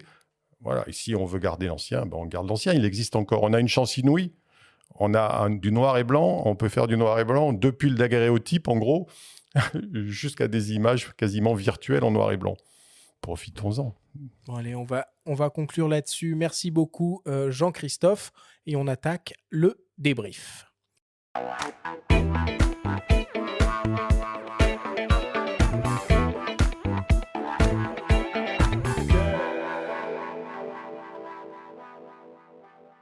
Nous sommes toujours avec le photographe Jean-Christophe Béchet pour parler photo noir et blanc. C'est le moment du débrief qui vous est présenté cette semaine par ipln.fr, le spécialiste photo et vidéo. Alors Jean-Christophe, si on devait essayer de résumer en quelques minutes tout ce que l'on s'est dit pendant cette émission. Première question. Pourquoi le noir et blanc fascine tant les photographes encore de nos jours? Je dirais 2 points, et parce qu'il est dans l'histoire de la photo et qu'on s'est éveillé à la photo souvent avec des œuvres noir et blanc, et qu'il y a quelque chose d'intemporel. Et la deuxième chose, c'est parce qu'il offre une modularité, une malléabilité dans le tirage, dans le travail de la matière, puisque j'y tiens beaucoup. La photographie n'est pas une image, c'est une matière. Et la matière du noir et blanc permet d'aller dans d'autres espaces que la couleur, et ça serait dommage de voir disparaître cette voie d'expression.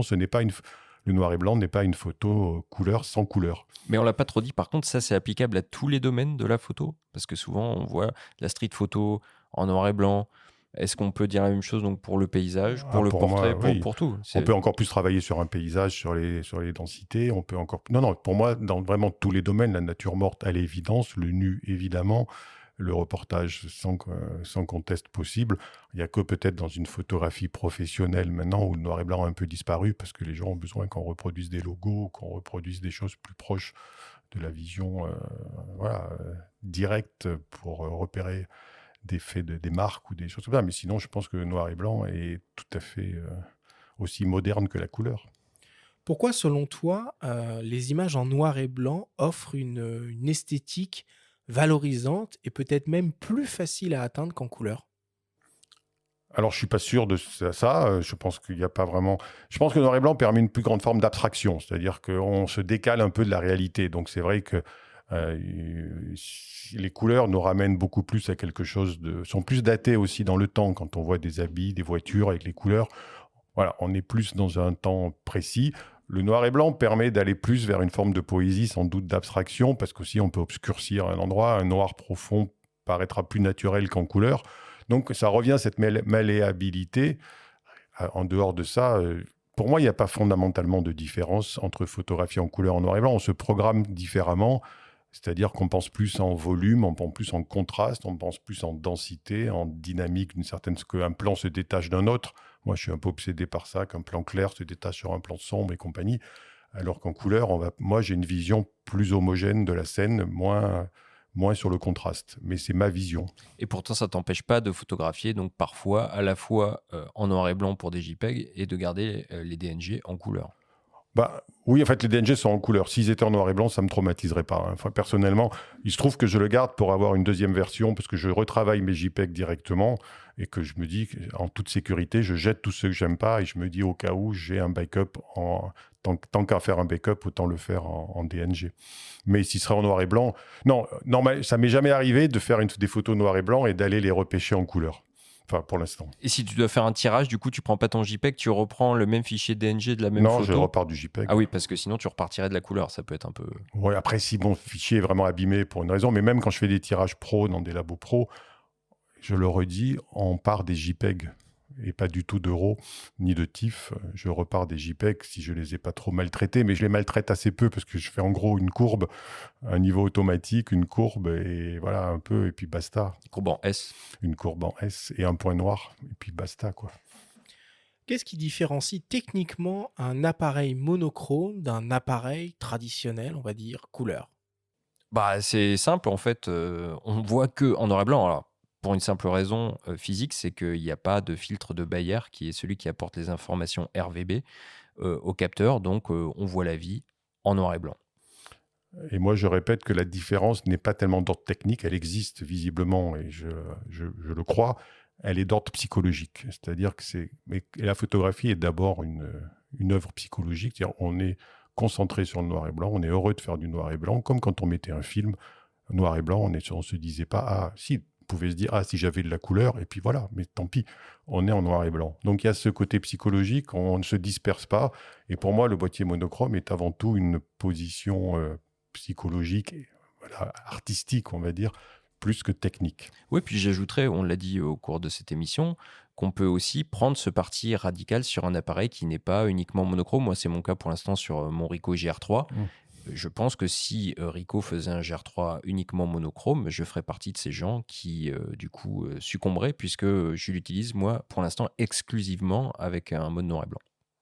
Alors, en attendant l'arrivée d'un potentiel Ricoh GR3 monochrome. Qu'est-ce qu'on a comme option, comme choix possible en boîtier monochrome numérique à l'heure actuelle? Bah, écoute, je crois que c'est assez simple. On a chez Leica les M, plusieurs générations de M qui se sont succédées, et puis le Q2, Le Q2 monochrome, ouais. voilà, qui reste, à mon avis, le boîtier un peu standard pour des gens à un vrai niveau de prix, hein, on est d'accord. Et puis il y a ce Pentax qui arrive que moi, j'ai pas encore essayé. Donc Le je me réjouis. 4-3-3. Le Je 4-3-3. ne bégaye pas, mais Voilà. c'est bien ça. 3 monochrome. Voilà, Oui. et Précisons. à qui je souhaite une longue et belle vie, mais voilà, je ne le connais pas encore. Pour moi, c'est les possibilités actuelles. Après, on est tout à fait d'accord que c'est réservé à quelques rares personnes pour l'instant, mais je pense que si Pentax vient dessus et d'autres, si Ricoh, effectivement, se met à faire un GR3 Non, mais monochrome, arrêtez on le de- souhaite. Arrêtez de On le délirer, souhaite. hein, c'est que C'est- de la spéculation. hein. C'est des petits appels du pied. ouais, mais on a le droit de... On a le droit de mettre. Parce que c'est quand même la même marque, Pentax et Ricoh, donc il y a une logique. Si Pentax appartient à Ricoh. Ouais. Voilà, Pentax et Ricoh sont dans un même bateau. Bon, merci beaucoup, messieurs, pour toutes ces explications.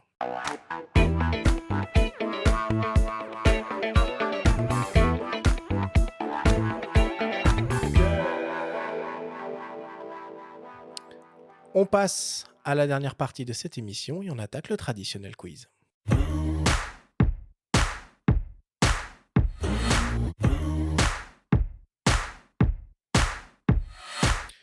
Jean-Christophe, je te rappelle le principe du quiz qui est très simple. Nous avons reçu des questions de la part de nos auditeurs qu'ils t'ont posées via notre compte Instagram en lien ou non avec le sujet de cette émission.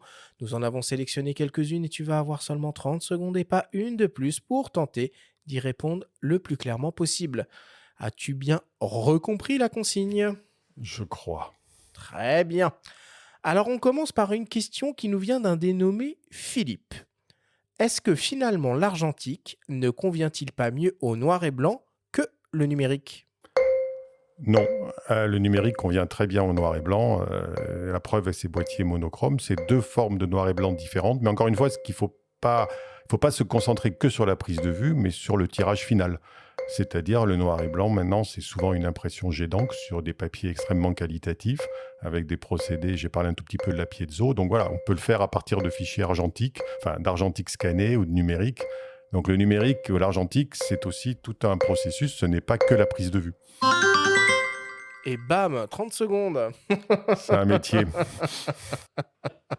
Le noir et blanc. L'interview, le noir et blanc. La contrainte, la synthèse et la contrainte. On est dedans, c'est La bien. contrainte, Devoir la parler en contrainte. 30 secondes, ça permet d'être clair. Bon, eh ben on continue, on va voir Enfin, si tu continues à tenir ce tempo. Deuxième question qui nous vient d'une dénommée Estelle. Je ne comprends pas la fascination autour du noir et blanc alors que l'on appréhende, pour le plus grand nombre, le monde en couleur. Bah, cette fascination, si quelqu'un l'a pas, elle n'a pas besoin de faire du noir et blanc. C'est une possibilité en plus. Ce n'est pas vraiment une fascination. C'est un moyen d'expression en plus. Je rappelle que la photographie est un art et le but, c'est pas de reproduire le réel. Moi, j'ai pas envie que mes photos soient une décalque du réel. Mais Sinon, c'est à d'ailleurs quoi pas bon le cas. À partir du moment où on choisit une optique, on déforme le réel. Par Exactement. définition. Donc, c'est une interprétation du réel et qu'on ait envie de l'interpréter différemment de ce qu'on voit. C'est au contraire, pour moi, l'essence de la photographie. C'est l'essence partir du réel et aller vers la fiction. Et peut-être qu'essayer, c'est l'adopter, le noir et blanc. Attention. Attention, Claire. Estelle. Oh, Estelle, pardon. Attention, Estelle. Troisième question, chez Romain. Romain nous pose la question. Et finalement, on en a déjà beaucoup parlé. Et pourquoi pas un Ricoh GR monochrome ? Mais où a-t-il été chercher cette idée? Non, mais c'est vrai que c'est le Ricoh GR3, je crois que vous en reparlerez bientôt, est un boîtier qui a trouvé vraiment sa place et qui est tout à fait cohérent dans cette dynamique-là, parce qu'il est à un prix quand même plus abordable. Les GR3 même, hein, il y en a deux. Oui, le il y a les GR3 ouais, 28 mm, le GR3 oui, X 40 mm. J'ai les deux. Ah oui, pardon. J'utilise les deux. Non, mais je veux dire, je pense que dans l'un et dans l'autre. Donc, oui, effectivement, ça serait dans la logique de l'histoire actuelle. C'est un peu une requête adressée aux ingénieurs chez Ricoh. Quatrième question qui nous vient d'une dénommée Claire. Le noir et blanc permet de rendre plus facilement quelque chose de banal esthétique. Est-ce que c'est pas un peu de la triche ? Non, essayer de partir de quelque chose qui n'est pas forcément très esthétique et le rendre esthétique, c'est pas de la triche, c'est de l'art. C'est le principe même de la photographie. Après, le mot esthétique est très variable parce que dans les auteurs noirs et blancs que j'aime, elles pourraient trouver des choses pas du tout esthétiques. Non, le but n'est pas de rechercher l'esthétique ni en noir et blanc ni en couleur. Ça peut l'être, mais c'est surtout de rechercher une espèce de correspondance entre ce qu'on veut dire, ce qu'on veut montrer, ce qu'on a envie d'exprimer et le langage photographique. Et puis là encore, La machine. on peut renvoyer aux travaux de Larraine ou de Koudelka qu'on a cité pendant l'émission, Ouais. et puis on verra qu'il n'est pas question que d'esthétique, mais plutôt de cohérence, même d'une page à l'autre dans des livres, ou de résonance entre les pages. C'est beau, mais c'est pas forcément une recherche absolue de rendre les choses belles ou esthétiques ou de les envelopper de sucre. Bon. Et pour terminer, une question de mes soins, une question qui tue.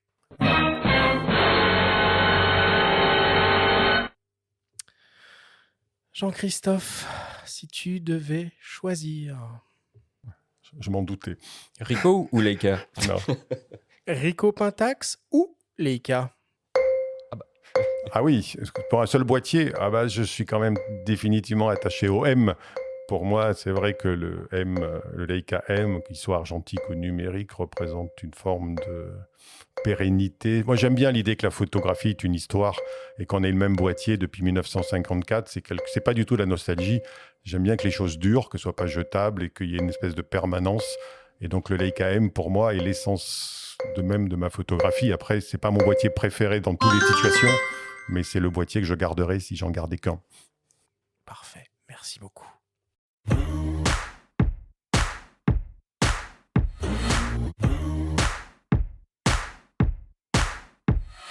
Nous voilà désormais à la fin de cette émission. Jean-Christophe, merci encore d'être venu parler noir et blanc à nos Merci à vous. micros. C'était un plaisir de te recevoir de nouveau. Alors, parle-nous un peu de tes actualités. Donc, on a évoqué ce projet de financement participatif Voilà, il y a pour ce ton livre prochain bouquin. sur Est-ce qu'il y a Ulule, d'autres choses? Matériel, Sauvage matérialité. Vous verrez pourquoi le titre est venu comme ça. Il m'a été imposé par le hasard.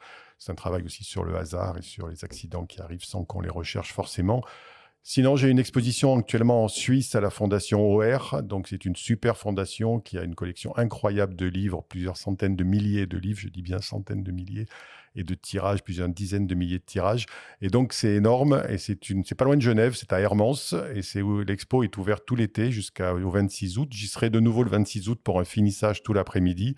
Donc, si cet été, vous allez vous promener du côté du lac, alors lac Léman ou lac de Genève, comme vous voulez, c'est vraiment agréable d'aller là-bas. Et c'est une super fondation dirigée par deux personnes vraiment historiques qui mènent ça depuis très longtemps, qui font vivre ce lieu et qui est un lieu historique de la photo. Donc, je vous répète, la fondation OR-ORI à Hermance, près de Genève.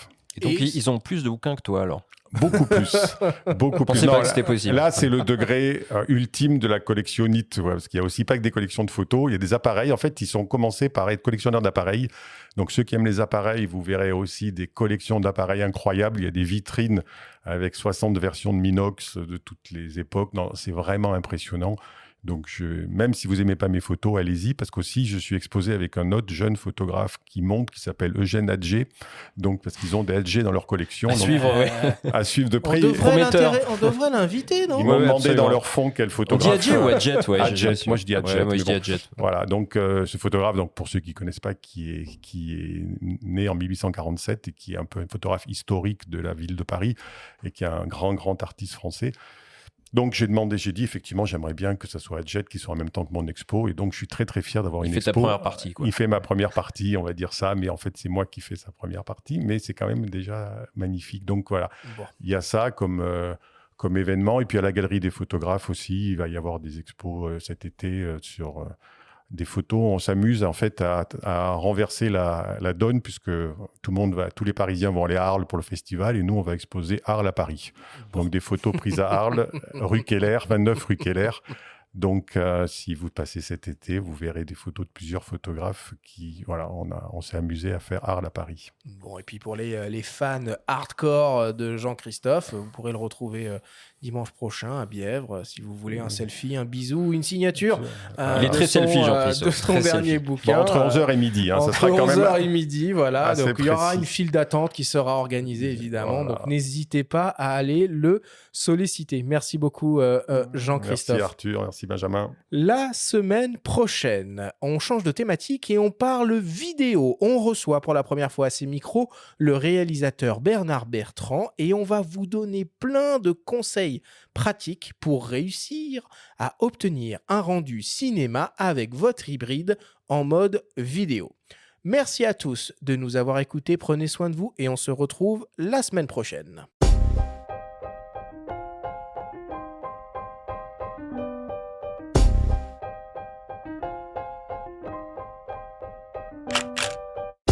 C'était Faut pas pousser les ISO, le podcast hebdo pour tous les passionnés de photos et de vidéos. Toutes les semaines, retrouvez Arthur Azoulay, Benjamin Favier et leurs invités pour parler de sujets matos, techniques et inspiration. Cet épisode vous a été présenté par le Pentax K333 monochrome, le réflexe conçu par Ricoh Imaging exclusivement dédié à la prise de vue en noir et blanc. Abonnez-vous à notre chaîne et retrouvez l'intégralité de nos émissions depuis toutes les plateformes d'écoute, comme Spotify, Apple Podcasts, Google Podcasts, Deezer, Amazon Music et YouTube. Si vous aimez notre émission, n'hésitez pas à liker, à vous abonner et à nous laisser un petit commentaire. Rendez-vous jeudi prochain pour un nouvel épisode. D'ici là, faites de la photo et n'oubliez pas, faut pas pousser les ISO.